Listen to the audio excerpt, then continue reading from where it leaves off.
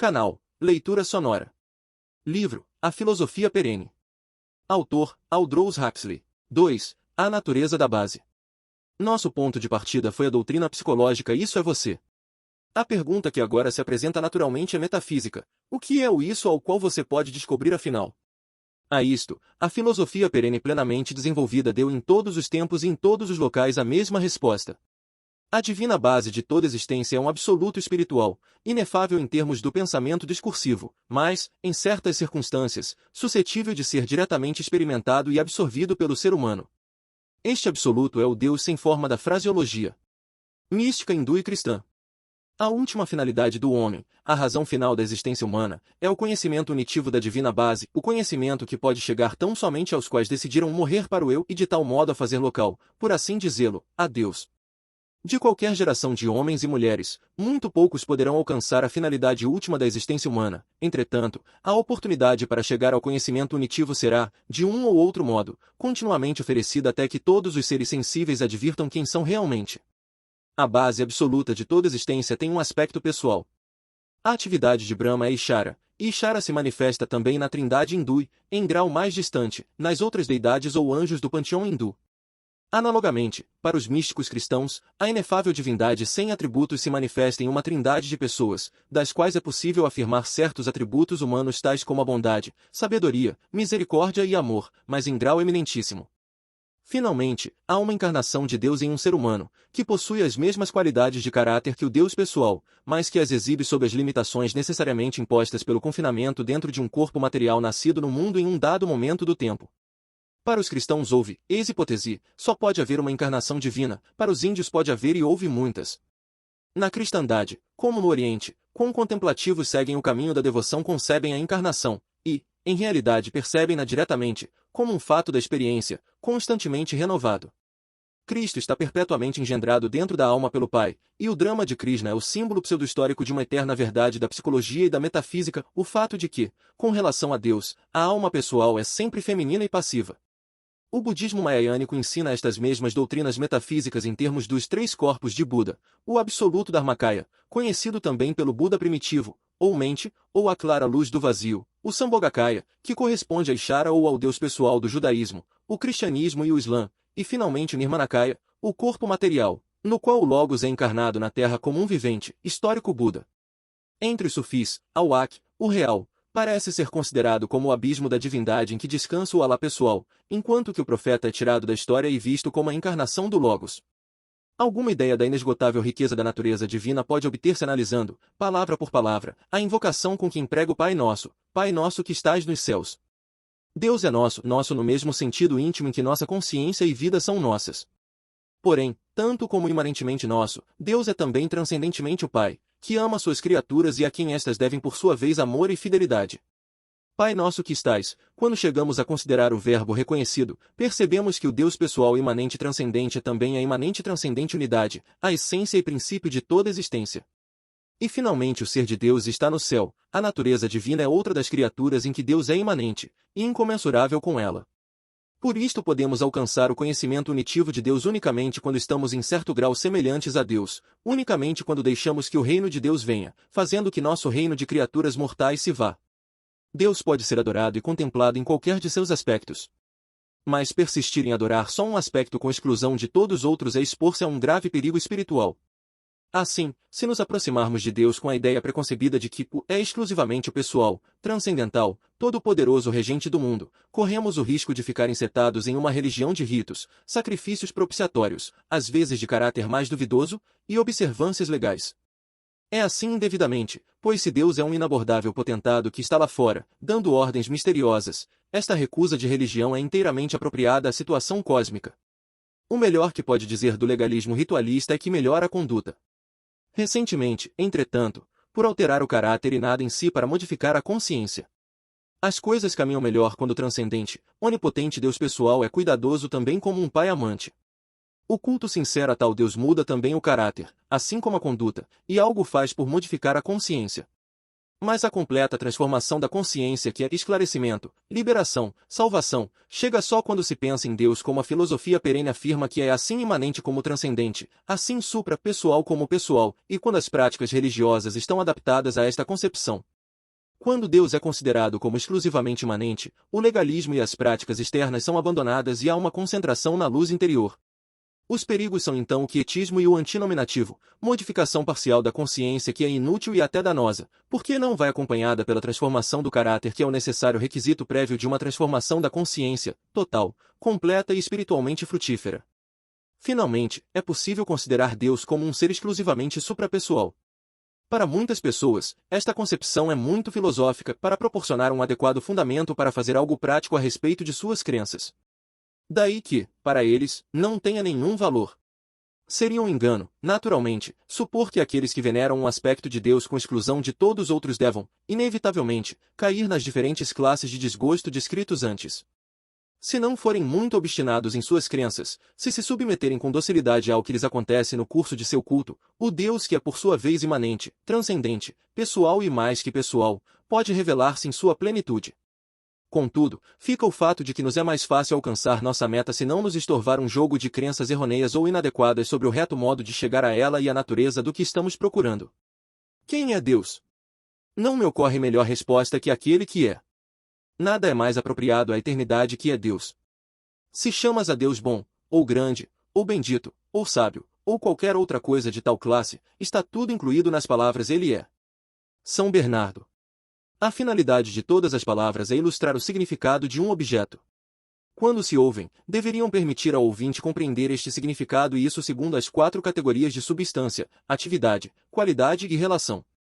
Por exemplo, vaca e cavalo correspondem à categoria de substância.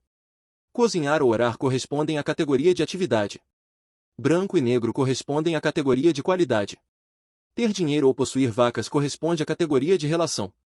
Agora bem, não há classe de substância, não há gênero comum ao qual corresponda Brahma. Não pode, pois, ser designado por palavras que, como ser no sentido ordinário, significa uma categoria de coisas. Tampouco pode ser designado pela qualidade, porque não tem qualidades, nem tampouco pela atividade, porque não tem atividade, descansa, sem papel nem atividade, segundo as Escrituras. Tampouco pode ser designado pela relação, porque não tem segundo e não é objeto de nada mais sim de si mesmo. Portanto, não pode ser definido por palavra nem ideia, como diz a Escritura, é aquele ante o qual retrocedem as palavras. Shankara. Do inominado surgiram o céu e a terra, o nominativo não é mais que a mãe que cria as 10.000 criaturas, cada uma segundo sua espécie. Na verdade, só aquele que para sempre se livra do desejo pode ver as essências secretas. Quem nunca se livrou do desejo só pode ver os resultados. Lao Tse. Um dos maiores favores concedidos à alma nesta vida é a faculdade de ver distintamente e sentir profundamente que não pode compreender a Deus de modo algum.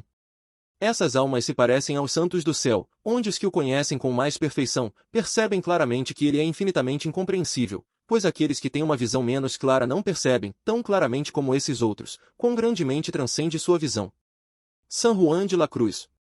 Quando saí da divindade à multiplicidade, todas as coisas proclamavam existe um Deus, o Criador pessoal. Isto não pode me fazer venturoso, por isso advirto que sou uma criatura. Mas na penetração sou mais que todas as criaturas, não sou Deus nem criatura, sou o que era e continuarei sendo, agora e para sempre jamais. Aí recebo um impulso que me leva mais alto que todos os anjos. Por esse impulso chego a ser tão rico que Deus não é suficiente para mim, assim que o é somente Deus em suas obras divinas. Pois em tal penetração, percebo que Deus e eu somos um. Aí sou o que era. Aí nem cresço nem mingo. Pois aí sou imóvel que move todas as coisas. Aqui o homem ganhou de novo o que é eternamente e será sempre. Aqui Deus é recebido na alma. Eckhart. A divindade cedeu tudo a Deus. A divindade é pobre, está nua e vazia como se não fora, não tem, não quer, não deseja, não trabalha, não obtém. É Deus quem tem em si o tesouro e a noiva, a divindade é tão vácua como se não fora. Eckhart. Podemos compreender algo do que está além de nossa experiência considerando casos análogos que se acham dentro dela. Assim, as relações subsistentes entre o mundo e entre Deus e a divindade parecem ser análogas, em certo grau pelo menos, às existentes entre o corpo, com o que o rodeia, e a psique, e entre a psique e o espírito. À luz do que sabemos sobre as segundas e o que sabemos não é, infortunadamente, muito acaso somos capazes de formar algumas noções, não demasiado inadequadas das primeiras. A mente afeta o corpo de 4 modos, subconscientemente, mediante a inteligência fisiológica, incrivelmente sutil, que Dries, em hipótese, nomeou de ficção, conscientemente, por atos premeditados da vontade, subconscientemente também, pela reação, no organismo físico, de estados emotivos que não têm nada a ver com os órgãos ou processos sobre os quais reagem, e, seja consciente ou subconscientemente, em certas manifestações supranormais.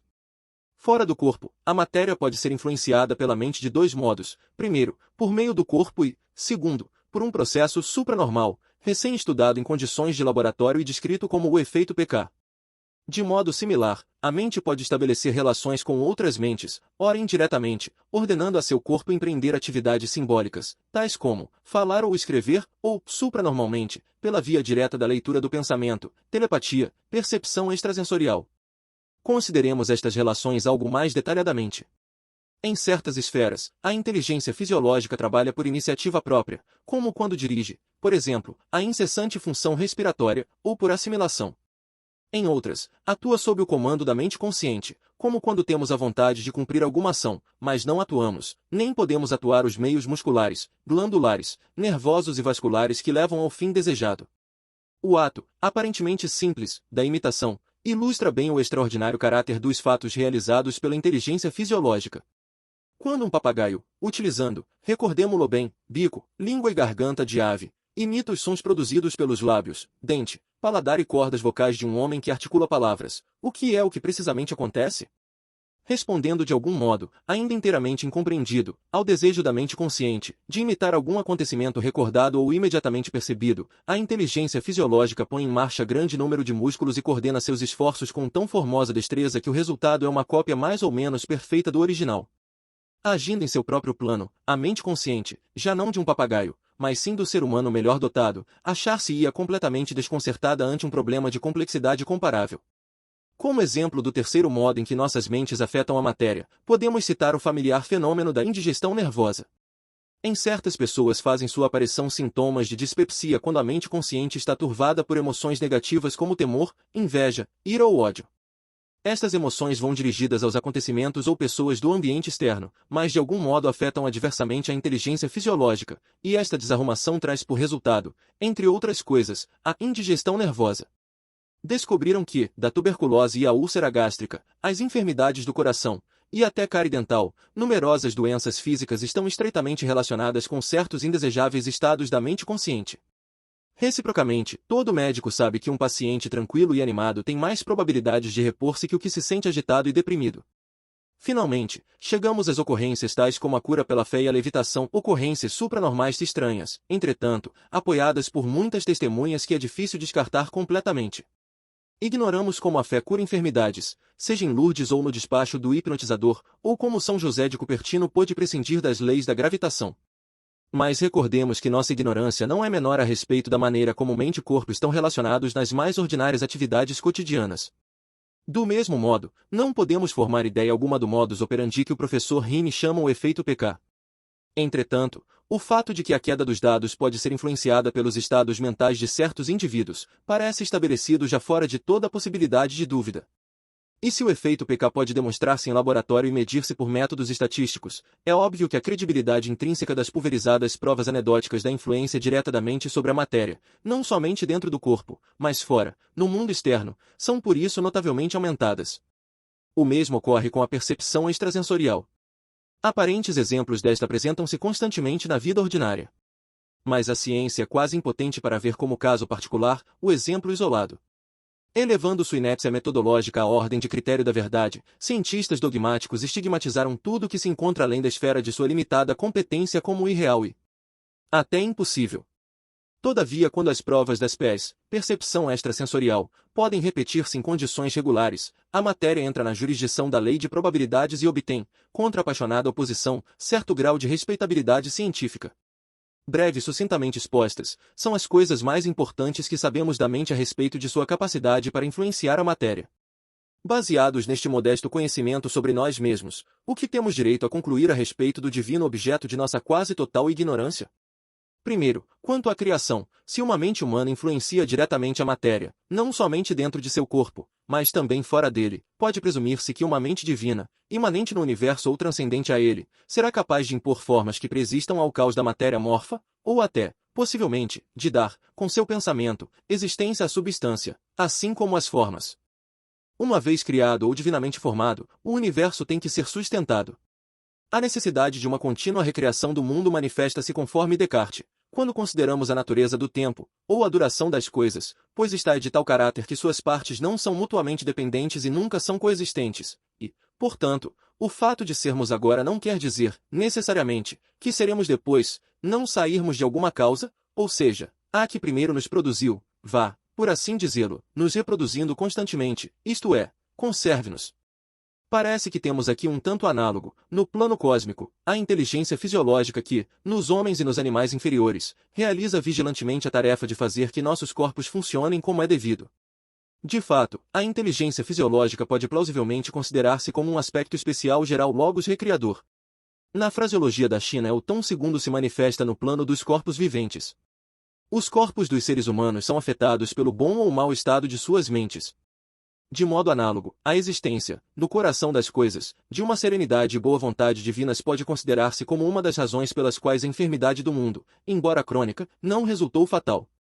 E se, no universo psíquico, houvesse outras consciências, mais que humanas, obcecadas por pensamentos de maldade, egoísmo e rebelião, isso explicaria possivelmente algumas das mais extravagantes e improváveis perversidades da conduta humana. Os atos que querem nossas mentes cumprem-se, seja por meio da inteligência fisiológica, o corpo ou, muito excepcionalmente em limitada extensão, por meios diretos supranormais da variedade da rede PK. Analogamente, as situações físicas desejadas por uma providência divina podem ser dispostas por uma mente perpetuamente criadora que sustenta o universo, e neste caso a providência cumprirá sua tarefa por meios completamente naturais, ou em outro caso, de modo muito excepcional, a divina mente pode atuar em forma direta sobre o universo do lado de fora, por assim dizê-lo, e neste caso as obras da providência e os dons da graça aparecerão como milagres.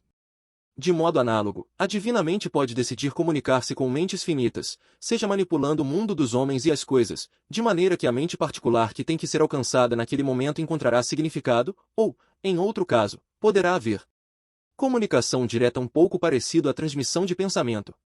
Segundo a frase de Descartes, Deus, o Criador e perpétuo recriador do mundo, chega e retorna. Em outras palavras, o é, até certo ponto ao menos, no tempo.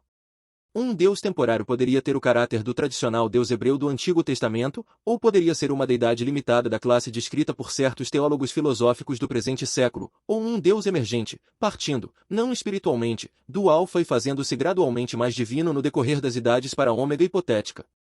Não se sabe realmente por que o movimento deva ser para mais e melhor e não para menos e pior, para cima, mas também para baixo, ou em ondulações, para frente, mas também em círculos. Parece não haver razão alguma para que um Deus que é exclusivamente temporal, um Deus que meramente sucede e não está apoiado na eternidade, não esteja tão completamente à mercê do tempo como a mente individual, considerada além do espírito. Um Deus que sucede é um Deus que também transforma, e a evolução pode prevalecer em último termo, de modo que o estado final da deidade emergente pode ser pior que o primeiro. A base na qual se enraiza a psique ligada ao tempo, é um ensinamento simples, sem tempo. Fazendo-nos puros de coração e pobres de espírito podemos descobrir este ensinamento e nos identificar com ele. No espírito não somente temos, mas somos, o conhecimento unitivo da base divina. Analogamente, Deus no tempo se apoia no eterno agora da divindade sem modo. É na divindade onde as coisas, vidas e mentes têm seu ser, através de Deus tem seu acontecer, circunstâncias cujas metas e intuitos são, voltar para a eternidade da base. Entretanto, rogo-lhes pela verdade eterna e imperecível, e por minha alma, considerem, compreendido o inaudito. Deus e a divindade são tão distintos como o céu e a terra. O céu está 1000 milhas acima da terra, e assim está a divindade sobre Deus. Deus sucede e transforma. A quem compreender esta doutrina, desejo-lhe bem. Mas, mesmo que aqui não houvesse ninguém, deveria pregar a urna dos pobres. Descartes. Como Santo Agostinho, Descartes foi até certo ponto vítima de seu próprio talento literário. O lei está e o cl homem. Sem dúvida. Mas o recíproco é também parcialmente certo. L homem se lei está eu. Por ter certo dom para escrever de certo modo, convertemo-nos, até algum ponto, em nosso modo de escrever. Moldamo-nos à semelhança de nossa marca particular de eloquência. Eckhart foi um dos inventores da prosa alemã e se viu tentado, por sua recém-achada maestria na expressão vigorosa, a comprometer-se em posições extremas, a ser doutrinariamente a imagem de suas poderosas e enfáticas frases. Uma afirmação como a precedente nos levaria a acreditar que desprezava o que os vedantistas chamam o conhecimento inferior de Brahma, não como a base absoluta de todas as coisas, mas sim como Deus pessoal. Em realidade, Eckhart, como os vedantistas, aceita o conhecimento inferior como conhecimento genuíno e considera a devoção ao Deus pessoal como a melhor preparação para o conhecimento unitivo da divindade. Outro ponto que deve recordar-se é que a divindade sem atributos do Vedanta, o budismo mahayânico, o misticismo cristão e o sufi é a base de todas as qualidades possuídas pelo Deus pessoal e a encarnação. Deus não é bom, eu sou bom, diz Eckhart em seu modo violento e excessivo. O que realmente queria dizer era, eu sou humanamente bom, Deus o é eminentíssimo, a divindade é, sua tesidade, Stikate, no alemão de Eckhart, contém bondade, amor, sabedoria e todo o resto. Em sua essência e princípio. Em consequência, a divindade não é nunca, para o expositor da filosofia perene, o mero absoluto da metafísica acadêmica, a não ser algo mais puramente perfeito, que deve ser adorado mais reverentemente ainda que o Deus pessoal ou sua encarnação humana, um ser para o qual é possível sentir a mais intensa devoção e com respeito ao qual é necessário, se quer chegar a esse conhecimento unitivo que é a finalidade última do homem, praticar uma disciplina mais árdua e inflexível que qualquer que possa ser imposta pela autoridade eclesiástica. Há distinção e diferenciação, segundo nossa razão, entre Deus e a divindade, entre ação e repouso. A natureza frutífera das pessoas trabalha sempre em diferenciação vivente. Mas o simples ser de Deus, segundo sua natureza, é um eterno repouso de Deus e de todas as coisas criadas. Ruiz Broek. O mundo, conforme aparece ao sentido comum, consiste em um número indefinido de acontecimentos sucessivos e, conforme se presume, relacionados casualmente, os que envolvem um número indefinido de coisas, vistas e pensamentos separados, individuais, constituindo em conjunto um cosmos presumivelmente ordenado. Para descrever, discutir e dirigir este universo do sentido comum, desenvolveram-se as linguagens humanas. Quando queremos, seja qual for a razão, desejamos pensar sobre o mundo, não conforme se apresenta ao sentido comum, mas sim como um contínuo, encontramo-nos com nossa sintaxe e nosso vocabulário tradicionais são completamente inadequados. Daí que os matemáticos se viram obrigados a inventar sistemas de símbolos radicalmente novos expressamente a tal objeto. Mas a divina base de toda existência não é meramente um contínuo, está também fora do tempo, e é diferenciada, não somente em grau, mas em espécie, de todos os mundos para os quais a linguagem tradicional e a matemática são adequadas. Desde aí, em todas as exposições da filosofia perene, a frequência da contradição, da extravagância verbal, às vezes até da aparente blasfêmia. Ninguém inventou ainda um cálculo espiritual, em cujos termos possamos falar coerentemente acerca da base divina e do mundo concebido como sua manifestação. Por ora, pois, devemos ser pacientes com as excentricidades linguísticas daqueles que se veem obrigados a descrever uma ordem de experiência em termos de um sistema de símbolos, cuja pertinência é de fato de outra ordem completamente distinta. Até agora, pois, no que concerne a uma expressão plenamente adequada da filosofia perene, existe um problema de semântica decididamente insolúvel. É um fato que deve ter continuamente presente tudo o que decifrar em suas formulações. Só deste modo poderemos remotamente compreender do que se fala. Consideremos, por exemplo, essas negativas definições da transcendente e imanente base do ser. Em afirmações como as de Eckhart, Deus é igualado a nada. E em certo sentido a equação é exata, pois Deus é certamente não entidade. Na frase usada por Scott Erigener, Deus não é um que, é um isso. Em outras palavras, pode denotar a base como estando aí, mas não definir-se como tendo qualidades. Isto significa que o conhecimento discursivo a respeito da base não é meramente, como todo conhecimento inferido, uma coisa a um grau, ou até a vários graus, de distância da realidade do trato imediato, é e tem que ser, a causa do caráter mesmo de nossa linguagem e das tramas típicas de nosso pensamento, um conhecimento paradoxal. O conhecimento direto da base não pode obter-se, senão pela união, e a união só pode obter-se pelo aniquilamento abstraído do eu, que é a barreira que separa o você do isso. Na realidade unitivamente conhecida pelo místico, não podemos falar já de Pai, Filho e Espírito Santo, nem de nenhuma criatura, a não ser só de um ser, que é a substância mesma das pessoas divinas. Ali fomos todos um antes de nossa criação, pois está a nossa superessência. Ali a divindade está em simples essência sem atividade. Ruiz Broek. A santa luz da fé é tão pura que, comparada com ela, as luzes particulares não são mais que impurezas, e até as ideias dos santos, da bendita Virgem, e a vista de Jesus Cristo em sua humanidade são obstáculos no caminho da visão de Deus em sua pureza. J. J. Ollier. Vindo, como vem, de um devoto católico da Contra-Reforma, esta afirmação pode parecer algo chocante. Todavia, devemos recordar que Ollier, que foi um homem da santa vida e um dos professores religiosos mais influentes do século XVII, fala aqui de um estado de consciência que poucas pessoas alcançam. Aos que se acham nos planos ordinários do ser, recomenda-lhes outros modos de conhecimento. A um de seus penitentes, por exemplo, aconselhou que lesse, como corretivo a São Juan da Cruz e outros expositores de pura teologia mística, as revelações da Santa Gertrudis a respeito dos aspectos encarnados, e até fisiológicos, da deidade. Na opinião de Ollier, como na da maioria de dirigentes de almas, sejam católicos ou índios, era pura loucura recomendar o culto de Deus sem forma a pessoas que se encontram em condições de compreender somente os aspectos pessoais e encarnados da base divina. É esta uma atitude perfeitamente sensata e justificasse adotar uma linha de conduta de acordo com ela, sempre que recordarmos claramente que sua adoção pode acompanhar certos perigos e desvantagens espirituais. A natureza destes perigos e desvantagens será ilustrada e discutida em outra sessão. No momento, bastará citar as palavras de advertência de Filon, que pensa que Deus tem alguma qualidade e não é um, não molesta a Deus, a não ser a si mesmo. Deve amar a Deus como não Deus, não espírito, não pessoa, não imagem, deve amá-lo. Como é, o puro um absoluto, separado de toda dualidade e em quem devemos eternamente nos fundirmos de nada em nada. Eckhart. O que Eckhart descreve como puro um, o absoluto não Deus em quem devemos nos fundir de nada em nada, chama-se no budismo mahayânico a clara luz do vazio. O que segue é parte de um enunciado dirigido pelo sacerdote tibetano a uma pessoa no ato da morte. Ó bem-nascido, chegou para ti a hora de procurar o caminho. Sua respiração vai cessar. No passado seu mestre te colocou face a face com a clara luz, e agora estás a ponto de experimentá-la em sua realidade no estado bardo, o estado intermediário, que segue imediatamente a morte, em que a alma é julgada, ou melhor, julga a si mesmo escolhendo, de acordo com o caráter formado durante sua vida na Terra, que classe de outra vida tem que ter. Neste estado bardo todas as coisas são como céu sem nuvens, e o puro, imaculado intelecto é como um vazio translúcido sem circunferência nem centro. Neste momento, conhece-te a ti mesmo e permaneces nesse estado. Também eu, nesta hora, ponho-te cara a cara. Livro dos Mortos tibetano.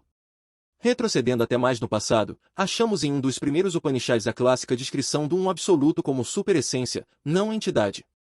O significado de Brahma é expresso por Neti Neti, não assim, pois além disto, dizem que não é assim, já não há nada. Seu nome, entretanto, é a realidade da realidade. Quer dizer, os sentidos são reais, e o Brahma é sua realidade. Bradaranyaka Upanishad, em outras palavras, há uma hierarquia do real. O múltiplo mundo de nossa experiência cotidiana é real com uma realidade relativa que é, em seu próprio plano, indiscutível, mas esta realidade relativa tem seu ser dentro, e por causa da realidade absoluta, a qual, pela incomensurável alteridade de sua natureza eterna, jamais podemos ter a esperança de descrevê-la embora nos é possível apreendê-la diretamente.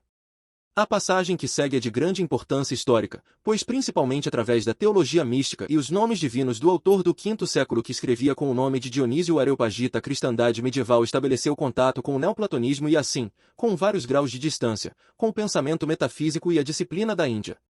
No IX século, Scoto Erigena traduziu os dois livros ao latim. Desse tempo em diante seu influxo nas especulações filosóficas e a vida religiosa do Ocidente foi extenso, profundo e benéfico.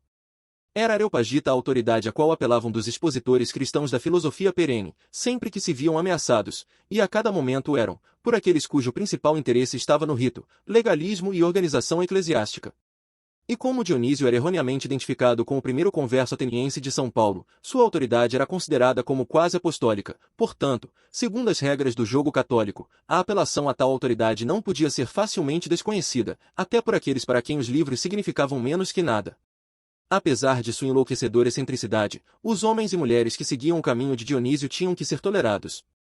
E uma vez deixados em liberdade para produzir os frutos do Espírito, certo número deles chegava a um grau tão conspícuo de santidade que se fazia impossível, até para os chefes da Inquisição espanhola, condenar a árvore de onde tais frutos tinham brotado. Os simples, absolutos e imutáveis mistérios da verdade divina estão ocultos na luminosa obscuridade desse silêncio que revela secretamente. Pois essa obscuridade, embora da mais profunda escuridão, é contudo radiantemente clara, E, embora fora do alcance do tato e da vista, enche até transbordar nossas cegas mentes com esplendores de transcendente beleza.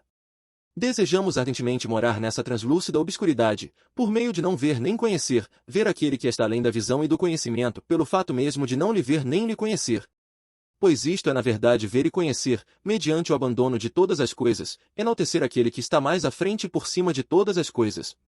Pois isto não é dissemelhante à arte dos que esculpem na pedra uma imagem com aparência de vida, tirando em volta dela tudo que impede uma clara visão da forma latente, revelando sua oculta beleza apenas lapidando. Pois é, acredito eu, mais adequado exaltar tirando que atribuindo, pois lhe atribuímos atributos quando partimos dos universais e descendemos, pelos intermediários, aos particulares. Mas aqui nos separamos de todas as coisas, subindo dos particulares aos universais, para poder conhecer abertamente o incognoscível, que está oculto em e sob todas as coisas que possam conhecer-se. E contemplamos a obscuridade que está mais à frente do ser, escondida sob toda a luz natural.